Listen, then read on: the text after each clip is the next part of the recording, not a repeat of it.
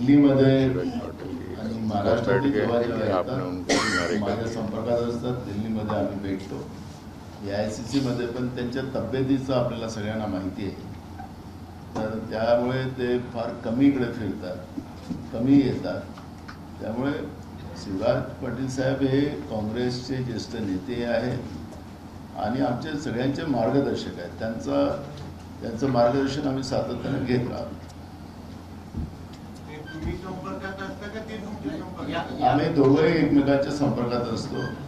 मी दिल्लीला जातो त्यावेळेस त्यांना मी भेटतोच. दिल्लीला ते भेटतात, AICC मध्ये पण येतात साहेब, आणि महाराष्ट्रात आले तर ते निश्चितपणे मला प्रोग्राम कळवतात आणि आम्ही भेटतो. आजच्या मेळाव्यात मार्गदर्शन करणार आहे, आजच्या मेळाव्यावर उपस्थित राहणार आहे शिवराज पाटील? नहीं पटेल साहब. मेरा सवाल रमेश चंद्र सर से है। जो राजीव गांधी साहब के साथ में जो काम किए वाले नेता है आपके कांग्रेस के, या हमारे विलासराव जी के साथ में भी उनकी कमी महसूस होती है स्टेज पे, या उनको साइडलाइन किया जाता है, ऐसा सुनाई दे रहा है। सब सुनिए आगे। और अब जैसे शिवसेना से कोई आया है, BJP से कोई आया, वो लोग ज्यादा दिखते, आपका ओपिनियन बताइए।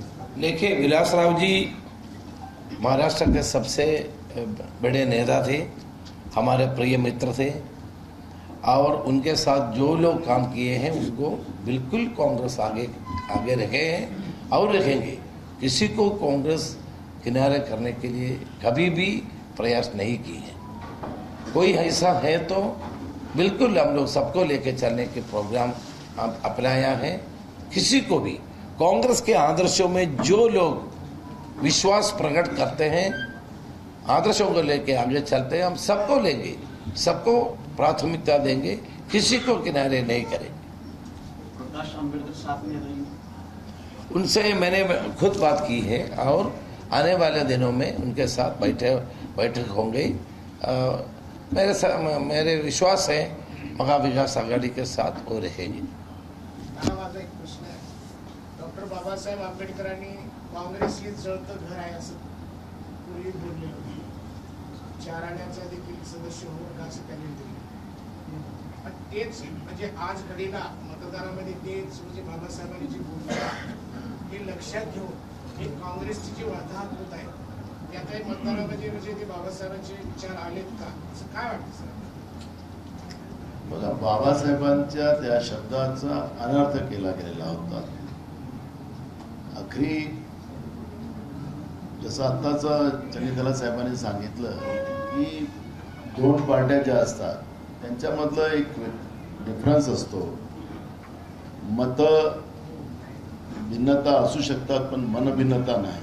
डॉक्टर बाबासाहेब आंबेडकरांच्या याच्यामध्येही आपल्याला सगळ्यांना माहिती आहे, इतिहासात मी थोडंसं आता तुम्ही विषय काढला म्हणून सांगतो. जेव्हा संविधान समिती तयार करण्यात आलेली होती त्याच्यामध्ये डॉक्टर बाबासाहेब आंबेडकर नव्हते, पण मुंबईचे आमचे काय नाव त्यांचं मला लक्षात नाही, त्यांचा राजीनामा घेऊन डॉक्टर बाबासाहेब जेव्हा निवडून आले त्यावेळेस त्यांना त्याच याच्यात घेतलं आणि मग त्या संविधान समितीमधून डॉक्टर बाबासाहेब आंबेडकर काँग्रेससाठी किती महत्त्वाचे आहेत याचं आम्हाला खूप सारखं उदाहरण अनेकदा देता येण्याची गरज नाही. डॉक्टर बाबासाहेब आंबेडकर ही काँग्रेससाठी महत्त्वाचंच व्यक्तिमत्व आहे आणि त्याच्यामुळे डॉक्टर बाबासाहेब आंबेडकर हे काँग्रेस विचाराच्या फारकतीचा विषय होऊ शकत नाही. शाहू फुले आंबेडकर विचारधारा जी आहे ती विचारधाराच काँग्रेसची विचारधारा आहे. त्याच्यामुळे बाबासाहेब आंबेडकर आणि काँग्रेस ही विचारधारा वेगळी होऊ शकत नाही. त्यामुळे ही जी काही गफलत जी निर्माण करण्याचा प्रयत्न केला जातो तो फक्त राजकीय द्वेषापोटी, राजकीय उद्देशाने केला जातो. आज जे लोक सत्तेत आहेत त्यांनी तर देशच जाळला, देशच संपवला. बाबासाहेब आंबेडकरांचं संविधानिक व्यवस्था संपवली, लोकशाही संपवली आणि त्याच्यामुळे बाबासाहेब आंबेडकरांच्या अनुयायांचा विषय तुम्ही काढला. त्यामुळे आता बाबासाहेबांच्या अनुयायांना सुद्धा कळत आहे की चुकीचं झालेलं आहे आणि काँग्रेसच एक असा पक्ष या देशामध्ये आहे की तो संविधान आणि लोकशाहीला जोपासून ठेवू शकतो ही क्षमता असलेला काँग्रेस पक्षच आहे. त्यामुळे ही जी काही भूमिका कालपर्यंत अनेक लोक मांडत होती ती आता त्या भूमिकेला लोकांना आता जो गैरसमज जो पसरवला गेला तो आता निघालेला आहे आणि काँग्रेसच पक्ष हा आमचा जवळचा आहे, ही भूमिका आता सगळ्यांची झाली. सर, आघाडीच्या महाराष्ट्रातील 30 जागेसंदर्भात एक मत आहे. बघा, आम्ही 48 जागा आघाडी म्हणून लढतो आहे. आमची भूमिका काँग्रेसची एकदम स्पष्ट आहे की कोणाला जागा कोणाला किती द्यायच्या वगैरे हा आमचा आघाडीचा प्रश्न नाही आहे. 48 जागा आम्हाला जिंकता आल्या पाहिजेत, ही भूमिका आमची आघाडीची आहे. त्याच्यामध्ये आमचे कम्युनिस्ट पण आहेत, आम्ही शेतकरी कामगार पक्षाची लोक आहेत, प्रकाश आंबेडकर साहेब आता उद्या आमची मिटिंग आहे, ते नाही तर त्यांचे प्रतिनिधी येणार आहेत, राजू शेट्टी आहेत. आम्ही सगळ्यांना घेऊन चालणं आणि जे बीजेपीच्या विरोधात आहे त्या सगळ्यांना घेऊन चालणं आणि 48 जागा जिंकणं हे आमचा संकल्प आहे. त्यामुळे कुठल्या पक्षाला किती जागा जातात हा आमच्यासाठी प्रश्न नाही. आम्ही बीजेपी मुक्त महाराष्ट्र कसा करता येईल ही भूमिका काँग्रेस पक्षाची आहे. संजय राऊतांना मान्य आहे का हे? तुम्ही आता सगळ्यांची नावं घेतली, शिवसेना घेतलं नाही. संजय राऊतांना मान्य आहे का? आघाडी म्हटलं तर शिवसेना आली, आहे का? आघाडी म्हटलं तर शिवसेना आली. मी पवार साहेबांचं नाव घेत आहे का? संजय राऊत आहेत का? आघाडी म्हणजे काय? संजय राऊत आहेत. आघाडी म्हणजे काय? संजय राऊत मी काय म्हटलं आघाडी म्हणजे काय? त्याच्यामध्ये पवार साहेब आले, काँग्रेसही आले आणि उद्धव ठाकरे साहेब पण आले. संजय राऊत आहे की नाही आघाडी? चालेल. काँग्रेस खातं उघडेल का मराठवाड्यामध्ये? तुम्हाला सांगतो की मराठवाड्यामध्ये सगळ्यात जास्त जागा ह्या आघाडीच्याच राहणार आहे यावेळेस. आणि मी परवा पण बोललो की मराठा आणि ओबीसी आरक्षणामध्ये कोणाची फसवणूक केली हे सरकारने स्पष्ट केलं पाहिजे. एकीकडे सांगायचं ओबीसीच्या आरक्षणाला धक्का लागू द्यायचा नाही, एकीकडे आम्ही मराठ्यांना आरक्षण वेगळं देऊ असं सांगितलं. परवा जो अध्यादेश सरकारने काढला आणि ऐतिहासिक निर्णय घेतला असं ते सांगतात, मग अजित पवार आणि फडणवीस त्या ऐतिहासिक निर्णयामध्ये का सामील नाही झाले हा पण सवाल आम्ही विचारला. आखरी कुठल्या समाजाला या लोकांनी फसवलं? कारण की महाराष्ट्रातले जे प्रश्न मूळ आहे त्या मूळ प्रश्नाला फाटा फोडण्यासाठी या पद्धतीचं मुद्दामून वातावरण निर्माण करून महाराष्ट्राच्या एकात्मतेला, शाहू फुले आंबेडकर विचारसरणीला संपवण्याचं पाप बीजेपी करते आहे. बीजेपीची सोबत असलेले पक्ष करतात आहे. राज्याची तिजोरी लुटण्याचं काम हे करतात. आपल्याला पाहायला मिळालं असेल की काल डेप्युटी सीएमनी म्हणजे फडणवीसांनी जे सीएम आपण ते आरोग्यासाठी जे पैसे देतो तसं आता फडणवीसांनी सुद्धा त्या पद्धतीची त्याचाही वेगळे हे काढलेलं आहे. तुम्ही महाराष्ट्रामध्ये या सगळ्या व्यवस्थेमध्ये किती गरजू लोकांना पैसे मिळतात हे थोडं माहितीच्या अधिकारात माहिती घ्या. मेलेल्याच्या टाळूवरचं लोणी खाण्याचं काम, जनतेच्या घामाचा पैसा जो सरकारच्या तिजोरीमध्ये जमा होतो तो पैसा लुटण्याचं पाप हे लोक करतात आहे. गरजू लोकांना मदत मिळत नाही. यांच्या बगल बच्च्याला आरोग्याच्या नावाने त्या गरीब माणसाला पैसे मिळाले पाहिजे त्याला नाही, पण यांच्या बगल बच्च्यांना पैसे मिळतात हे तुम्हाला त्याच्या माहितीच्या अधिकारातून प्राप्त होईल. म्हणजे एक मुख्यमंत्र्याचा कोश, एक आता उपमुख्यमंत्र्याचं, मग दुसरा उपमुख्यमंत्री उघडेल. किती लोकांना, गरजू लोकांना मदत केलेली आहे हे तर सरकारनं जाहीर करावं. लोक दवाखान्यात सरळ जातात आणि आडवून निघतात. शासकीय दवाखान्यातली व्यवस्था संपली, खासगी दवाखान्यामध्ये लूट चाललेली आहे. महाराष्ट्रामध्ये आरोग्याचे 3-13 वाजलेले आहेत. आणि म्हणून मी आपल्याला सांगतो हे आमच्या निवडणुकीचे भाग आहेत. पण मी तुम्हाला विषय काढला म्हणून सांगितलं की लुटारू सरकार, भ्रष्टाचारी सरकार आणि शेतकऱ्यावर अन्याय करणारी आणि तरुणांवर त्यांचं आयुष्य बरबाद करणारी, नोकऱ्यांच्या नावानं फसवलं जात आहे महाराष्ट्रात. त्याच्यामुळे अशा या बर्बाद सरकारला जनता बर्बाद केल्याशिवाय आता शांत बसणार नाही अशी परिस्थिती आहे. लोकांमध्ये तीव्र चीड या सरकारच्या बद्दल आहे. म्हणून जिल्हा परिषद, पंचायत समिती, नगरपालिका आणि महानगरपालिकेच्या निवडणुका या लोकांनी घेतल्या नाही. तुम्ही मगाशी प्रश्न विचारला, जेवढ्या निवडणुका बाय इलेक्शन महाराष्ट्रात झालेत तेवढे काँग्रेस आघाडी पक्षाने जिंकले. मग स्थानिक स्वराज्य संस्था असतील, आपल्या याच्या MLCच्या निवडणुका असतील किंवा बाय इलेक्शन असतील, काँग्रेस पक्षाने जिंकले, आघाडीने जिंकले. आणि म्हणून तुम्हाला सांगतो की महाराष्ट्रातलं वातावरण जे काही आज जाहिरातीच्या आधारावर जनतेच्या पैशाची लूट करून आपलीच पाठ आपण थोपटणारे जे सरकार आहे देशातलं आणि केंद्रातलं, हे संपवल्याशिवाय लोक आता शांत बसणार.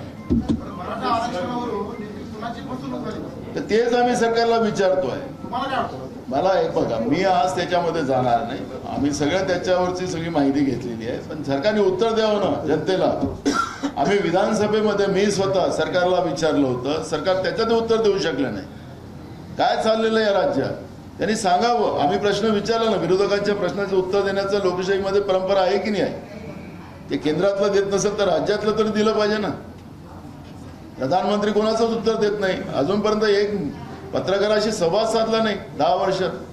लोकशाही न मानणारी व्यवस्था आहे. काँग्रेस पक्षाच्या भूमिकेवर नाही, आम्ही प्रश्न विचारला. एक बघा, आम्ही काय मारपीट करावं, चक्काजाम करावं ही भूमिका आमची नाही. आम्ही सरकारला प्रश्न विचारला की तुम्ही हा अध्यादेश काढलेला आहे, तो कुठल्या आधारावर काढलाय, कसा काढलेला आहे, कोणाची फसवणूक केली. कारण त्यांनी दोघांनी सांगितलं की आम्ही ओबीसीचं आरक्षणला हात लावणार नाही. मग मराठा समाजाला त्यांनी आरक्षण दिलं असं म्हटलं, तर कुठल्या आधारावर कसं केलं ते तर सांगा. तुम्हाला माहितीसाठी सांगतो, मुंबईमध्ये ते सर्वेक्षण चालू आहे. आज पेपरला हेडलाईन आहे, शाबासकी दिली. 6 दिवसात 27 लाख लोकांचं सर्वेक्षण झालेलं आहे. 6 दिवसात 27 लाख. मला सांगा, आता शाबासकी दिली पाहिजे ना या लोकांना. असं पॉसिबल आहे का? 6 दिवसात 27 लाख लोकांना सर्वेक्षण मुंबई शहरामध्ये केलेलं आहे. घरात लोक राहतात का, दिवस कामाला जातात का, म्हणजे बंद घराचं केलं का सर्वेक्षण? काय चाललेलं या राज्यात? मी अनेक पुरावे देता येईल मला. सर्वेक्षण करणं आजच्याच पेपरला, काही पेपरला आहेत, आता काही पेपर छापत नाही तो भाग ना. मी ऑनलाईन काही पेपर वाचत होतो ते मी पाहिलं. मुद्दा म्हणून तुम्हाला सांगतोय की हे फसवणूक कोणाची करताय, आमचा प्रश्न तो आहे. सरकार म्हणून उत्तर देणं त्यांची जबाबदारी. नसेल दायित्व त्यांचं उत्तर द्यायचं, लोकांच्या प्रश्नाचं, विरोधी पक्षाच्या लोकांचं दायित्व, प्रश्नाचं उत्तर नाही द्यायचं, तर तो त्यांचा विषय. आम्ही प्रश्न विचारलेले आहे, अजून तुमच्या समोर विचारतोय सरकारला. माध्यमाच्याच माध्यमातून सरकारला ऐकू जातं असं आम्हाला वाटतं.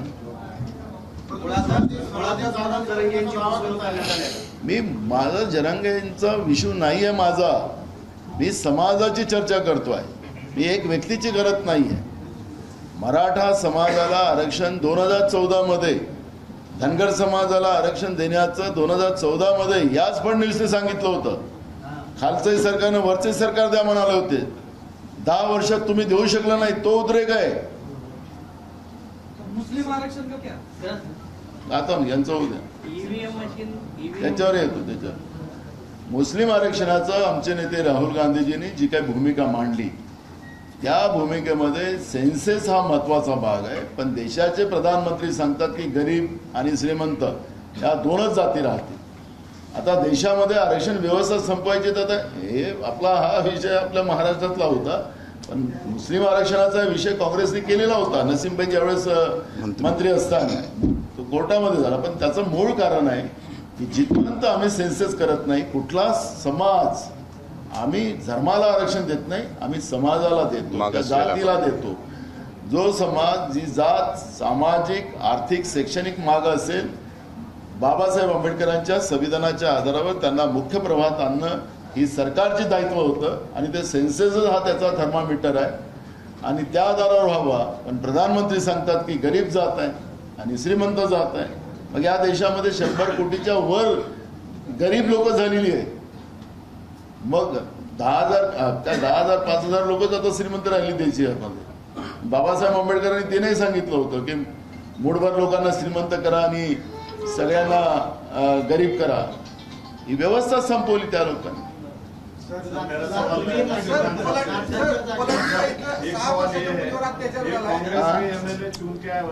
एक मिनिट. पलांडीला 6 वर्षाच्या मुलीवर अत्याचार झाला, एफआयआर होऊन 4 दिवस झालं. आता आपण विरोधी पक्षात आहात, तर आपण मी आपल्याला सांगत आहे, प्रतिनिधी कोण जाणार आहेत का आपले? बिलकुल जाणार.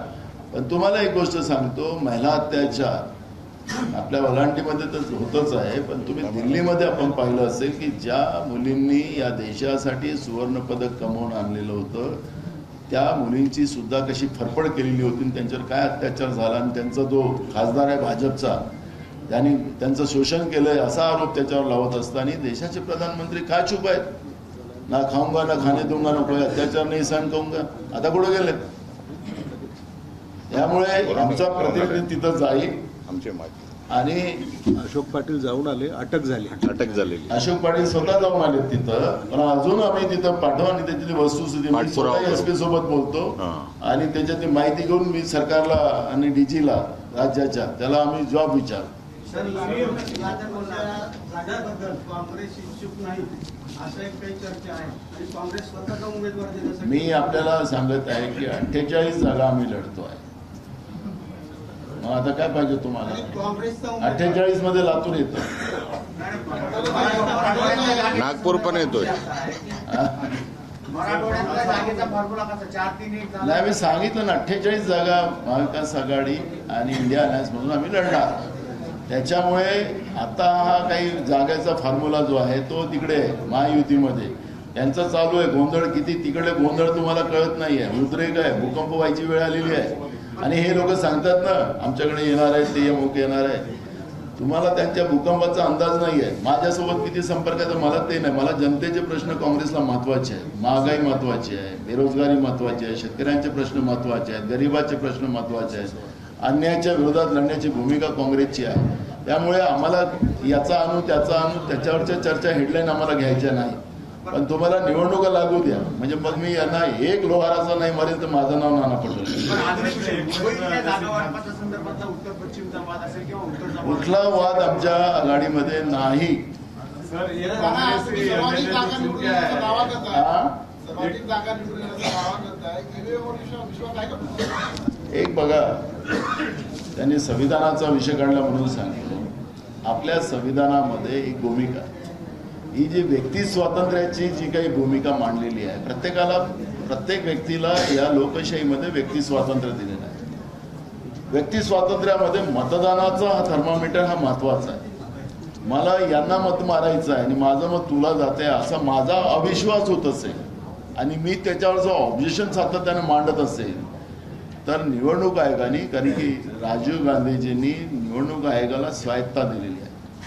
त्यांनी त्या ठिकाणी पारदर्शकता ठेवून जनमानसाचं मत घेऊन त्या पद्धतीचं निर्णय घेतला पाहिजे. मग वाटतं लोकांना की आमचं मत तिकडे जातं आम्ही मारतो त्याला नाही जात असं वाटतं आहे आणि ते ऑब्जेक्शन अनेक लोकांनी मांडलेले. निवडणूक आयोगाने याच्यातला निर्णय घ्यावा. आम्ही कोर्टात गेलेलो होतो. माननीय सुप्रीम कोर्टाने काय सांगितलं की निवडणूक आयोगाने निर्णय घ्यावा.